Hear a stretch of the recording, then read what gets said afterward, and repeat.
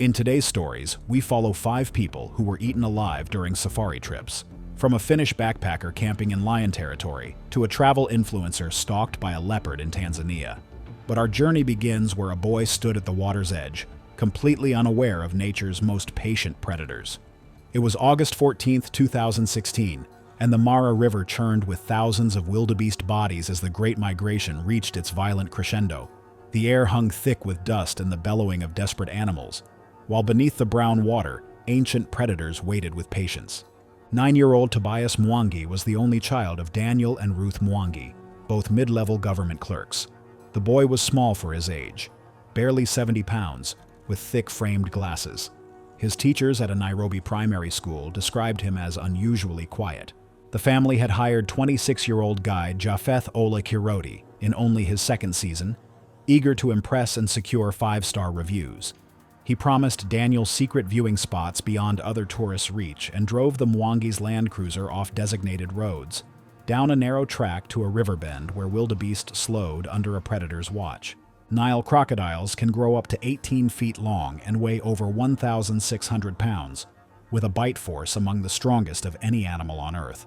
During migration season, these reptiles gather in concentration, sometimes 20 or more in a single river bend, lying motionless in murky water, with only their eyes and nostrils visible. They can remain submerged for up to 2 hours, then explode upward with shocking speed to seize prey and drag it underwater, a hunting method that has remained unchanged for millions of years. The river crossing that morning was particularly chaotic. Heavy rains upstream had raised the water level and strengthened the current, forcing the wildebeest into tighter crossing points. Other tour vehicles remained parked on the elevated viewing plateau, 150 yards back, their guides recognizing the heightened danger. But Japheth had maneuvered the Land Cruiser down to a flat area, just 15 feet from the churning water, telling the Mwangis this was the best photography angle in the entire Mara. Daniel had expressed concern about the proximity, but Japheth assured him it was perfectly safe. After all, the crocodiles were focused on the wildebeest.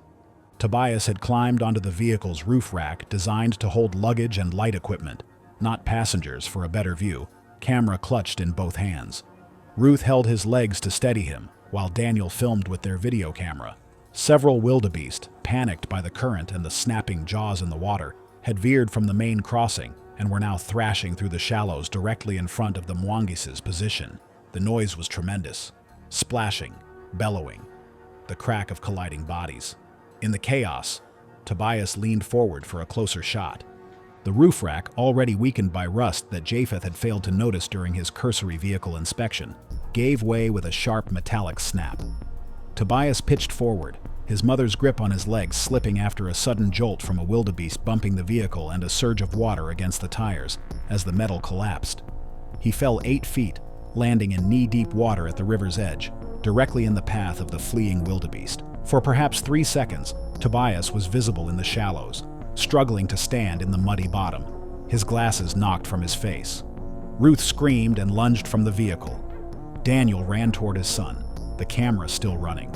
Japheth froze for a moment, hesitating with the radio in his hands before fumbling it and shouting incoherently. The crocodile struck from less than 10 feet away, its camouflage perfect against the mud-brown water.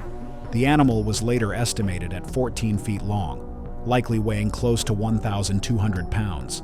It moved with explosive speed, its massive jaws closing around Tobias's torso, compressing his chest with catastrophic force and forcing the air from his lungs.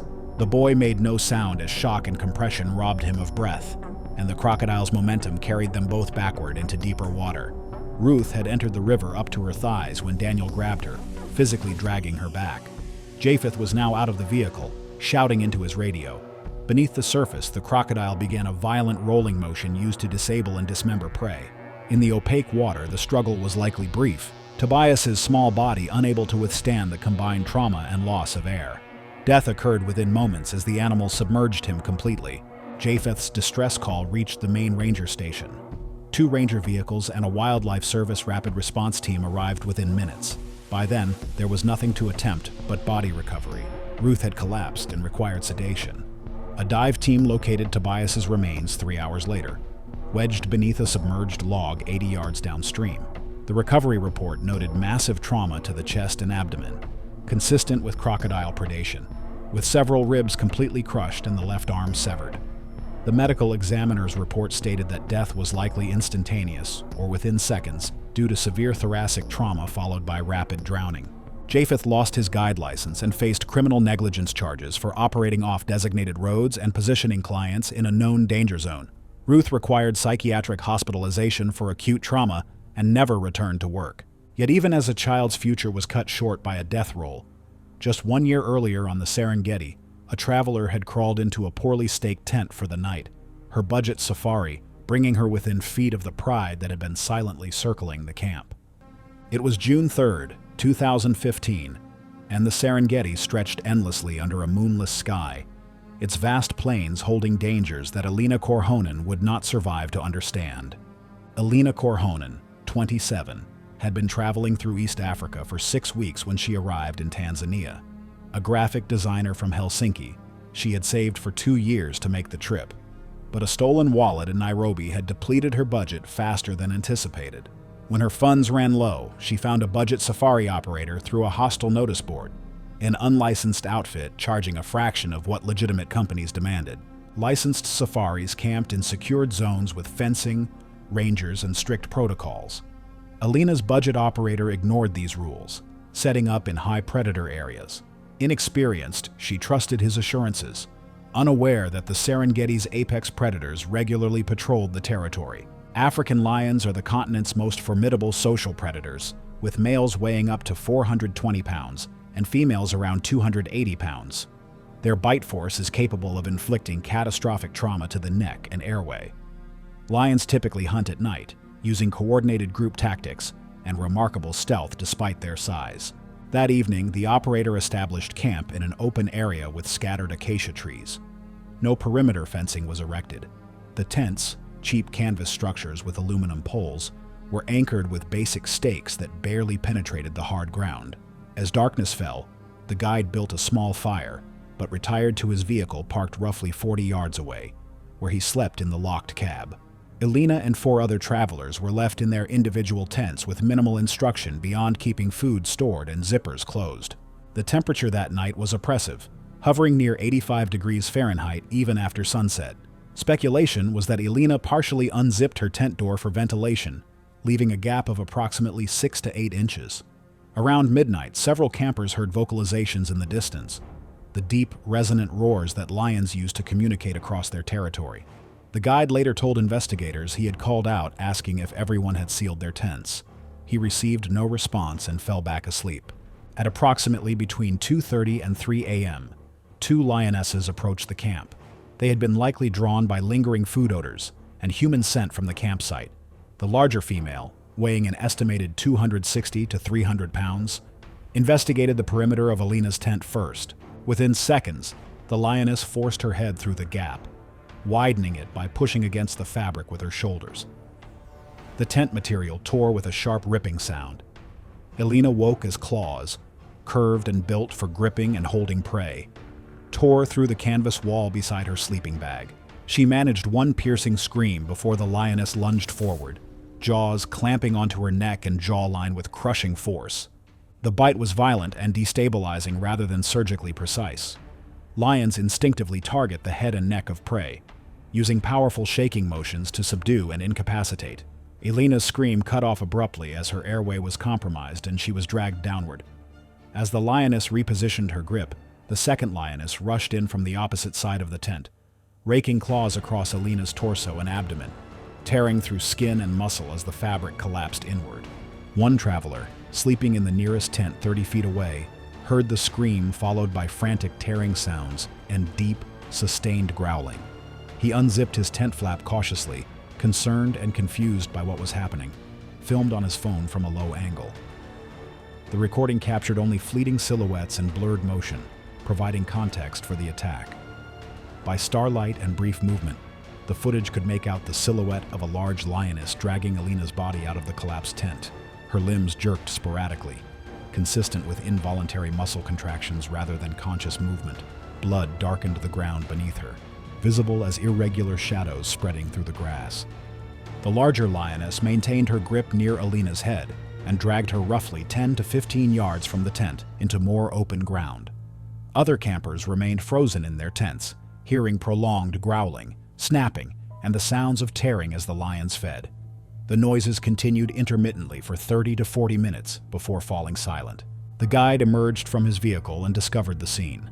He radioed park authorities shortly, with rangers arriving minutes after the call.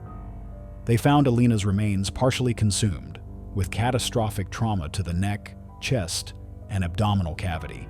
The medical examiner's report, filed 3 days later, listed cause of death as massive blood loss and airway compromise due to severe trauma from a predatory attack, with death occurring within several minutes of initial contact. The safari operator was questioned, but faced no immediate charges, despite clear violations of national park regulations. His operation fell under poorly enforced, but clearly illegal practices. His business was quietly shut down 8 months later, following pressure from legitimate tour companies. Alina's body was repatriated to Finland within a week. As her story warned of the price paid for underestimating Africa's predators, just 2 years later in Okavango Delta, a married couple would drift over a submerged hippo and discover seconds of unimaginable violence. It was September 19, 2017, and the sun hung low over the Okavango Delta, painting the channels in amber light as the waters began their nightly transformation from tourist paradise to predator territory. Mara and Jonah Levin's unguided canoe gliding silently through water that concealed one of Africa's most lethal animals. Mara Levin was a 34-year-old pediatric nurse from Cape Town. Jonah, 36, worked as a logistics coordinator for a shipping company and prided himself on his kayaking experience along South Africa's coastlines. He had logged hundreds of hours on the water, navigating ocean swells and river rapids with competence. This 10th anniversary trip to Botswana was meant to combine adventure with romance, and Jonah had insisted on renting and personally poling a canoe. The narrow channel near dusk was scenic, bordered by rustling papyrus. The rental operator gave Jonah a safety sheet warning against narrow channels at sunrise and sunset, advising a local guide. A hippo had charged a tourist here 2 months earlier. Hippopotamuses are responsible for more human deaths in Africa than any other large animal, killing an estimated 500 people annually. Despite their seemingly docile appearance, they are exceptionally aggressive and territorial, particularly in water. A male hippo can weigh up to 4,000 pounds and possess tusks that can grow to 20 inches long, capable of biting with a force enough to snap a small boat in half or crush a human torso. As they paddled deeper into the channel, the sounds changed. Deep grunting echoed across the water, the territorial vocalizations of male hippos, but the reeds and winding waterway distorted the direction and distance. 2 guided Mokoro groups had already halted at the channel entrance, their polers recognizing the grunts as too close and too aggressive for safe passage and refusing to proceed. One tourist seated in the front of a Mokoro lifted his phone to record the scene, intending to capture the approaching sunset. They heard Mara suggest they turn back, noting how the fading light made it difficult to see into the brown water, but Jonah assured her they would loop back after reaching a lagoon marked on his GPS, which was lagging due to canopy and water reflections. The channel narrowed to barely 15 feet across, and the water visibility dropped to less than 6 inches. The Levin's canoe drifted over a slight lift beneath the hull that he tried to push away from with his pole. It was not a sandbar. The hippo had been resting fully submerged in the center of the channel, and the pressure of the canoe passing directly over its back triggered an explosive territorial response. The phone recording from the tourist captured the animal erupting beneath them with such force that the wooden hull cracked and split, the sound echoing across the water. Both occupants were thrown violently as the vessel capsized. Mara surfaced first, gasping, and immediately the hippo's massive head lunged toward her. Its jaws, capable of opening extraordinarily wide, clamped down across her torso with the sound of snapping wood. Multiple displaced rib fractures caused punctured lungs and catastrophic thoracic trauma. Jonah surfaced 6 feet away, screaming his wife's name, before the hippo turned its attention to him. The animal surged through the water with shocking speed, lunging with explosive force through the shallow channel. The initial impact was head-on, the hippo's skull connecting with Jonah's chest like a battering ram, audibly cracking his sternum and launching him backward. Before he could sink, the hippo's jaws closed around his left thigh, the tusks penetrating deep into muscle and severing his femoral artery. Blood jetted into the water in rhythmic spurts, synchronized with his failing heartbeat. The hippo made a final charge, rising partially out of the water to bring its full weight down on Jonah's upper body. His chest cavity collapsed, and the subsequent head trauma was immediately fatal. The entire attack lasted approximately 35 seconds. Both bodies floated briefly before the hippo pushed them toward the reeds, still perceiving them as territorial threats. The witnesses downstream, 12 tourists and 3 guides in traditional Mokoro canoes, watched in frozen horror, too far to intervene and aware that any approach would provoke another attack. The lead guide immediately radioed local wildlife authorities and emergency services. Due to the remote location and the danger posed by the animal, recovery was delayed until trained wildlife officials could secure the area and coordinate with veterinary specialists. Authorities arrived almost an hour later. The hippo had retreated but remained in the vicinity of the bodies. After the animal left, recovery teams retrieved the Levins. The coroner's preliminary report noted that Mara sustained catastrophic thoracic trauma with multiple rib fractures, bilateral pneumothorax, and cardiac injury, with death occurring within seconds. Jonah's injuries included massive blood loss from femoral artery transection, multiple compound fractures, severe head trauma, and crushing chest injuries. The canoe rental company installed new warning signage and temporarily restricted access to the channel during dawn and dusk hours. Local concession operators implemented mandatory guide requirements for water travel in that area. Jonah's self-reliance ended in him and his partner's death. Meanwhile, at Chobe National Park, a Bulgarian would place her trust in her tour captain, trailing her hand through the river as invited, completely unaware of the massive crocodile rising from the depths. It was November 7, 2014, and the afternoon sun hung low over the Chobe River, casting long shadows across the murky water as a tour boat drifted lazily along the eastern edge of Chobe National Park. The air was thick with humidity, carrying the earthy smell of wet vegetation and mud. Alina Petrov was a 41-year-old school administrator from Plovdiv, Bulgaria. Colleagues described her as someone who followed rules and trusted authority figures without question. They said that she had chosen Botswana specifically for its reputation as a safe, well-regulated safari destination. This trip represented more than just vacation for Alina. It was a personal milestone after years of caring for her aging mother, who had passed away 8 months earlier. They said that she had researched tour operators extensively, ultimately selecting one with strong online reviews and what appeared to be comprehensive safety protocols. The Chobe River forms the northern boundary of Chobe National Park, creating a vital water source for some of Africa's largest elephant herds, as well as a dense population of large Nile crocodiles that patrol the banks and channels year-round. Nile crocodiles are among the most efficient ambush predators on Earth.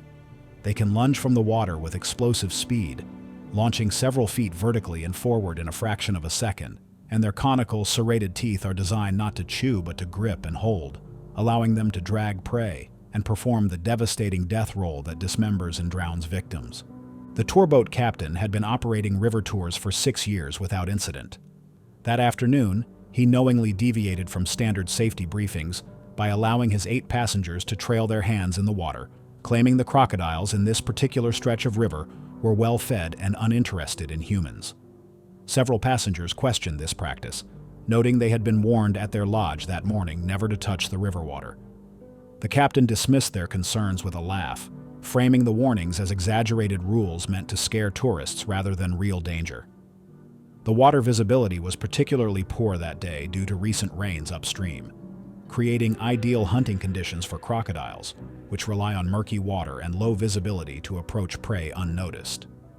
Alina, trusting the captain's confidence, was one of 3 passengers who followed his suggestion. She sat with her legs tucked beneath her on the bench seat, leaning slightly over the low wooden railing with her right hand submerged to the wrist. The boat had slowed nearly to a stop so passengers could photograph a herd of elephants on the far bank. One passenger stood near the bow holding a handheld video camera, recording the elephants and the relaxed mood on deck as the boat idled. The attack happened with shocking suddenness. The water beside Alina erupted in a violent upward surge, and a massive crocodile launched from the river with its jaws already open. The footage captured a brief, chaotic glimpse of the impact, the reptile's jaws slamming into Alina's right shoulder and upper chest, the sheer force lifting her partially out of her seat. She had no time to scream before the crocodile's weight pulled her sideways against the railing. For a single frozen moment, Alina's left hand gripped the metal rail, her face contorted in shock and pain as the crocodile's jaws compressed her ribcage. Then the animal rolled backward into the water, and she went over the side. The splash sent sheets of spray across the boat, drenching the passengers closest to her. Witnesses on the boat heard screams and shouted warnings, along with the captain's panicked curses. Alina resurfaced approximately 10 to 15 feet from the boat. Blood poured from massive wounds on her chest and shoulder, spreading rapidly across the water's surface. Her left arm flailed weakly as she tried to stay afloat. Then the crocodile surfaced behind her, its massive jaws opening wide before clamping onto her upper back. The force drove her under instantly. The water churned violently for several seconds, foam and blood mixing as the crocodile performed a powerful death roll designed to disorient and drown its prey.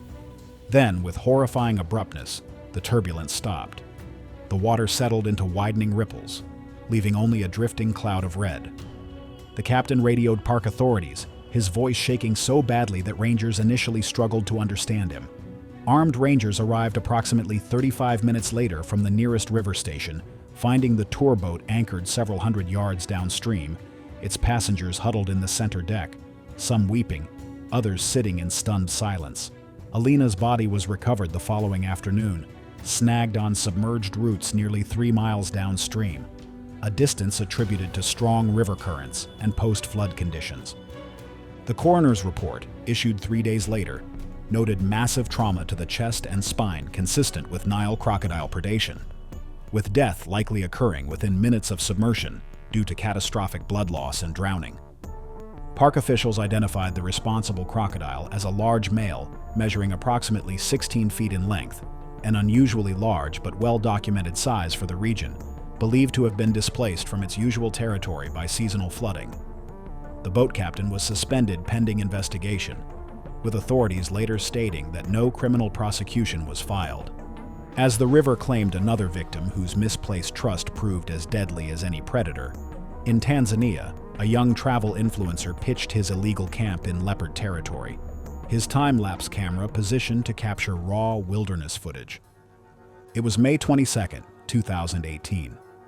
The acacia woodlands of Ruaha National Park stretched endlessly under the African sky, a landscape where humans were merely temporary visitors and the night belonged to predators. Kellen Rourke was a 29-year-old content creator from Portland, Oregon, whose social media presence focused on what he called authentic wilderness experiences. With roughly 8,000 followers on Instagram, he wasn't famous, but friends said that he was hungry for the kind of viral content that could change that. His posts criticized tourists who stayed in lodges and took guided safaris, calling them inauthentic and disconnected from real nature. This Tanzania trip was meant to be his breakthrough. According to his posts, he'd planned to spend 5 nights in Ruaha National Park, documenting his survival camping experience. To maximize his budget and, he claimed, his authenticity, Kellen deliberately avoided the park's official campsites, which required fees and ranger check-ins.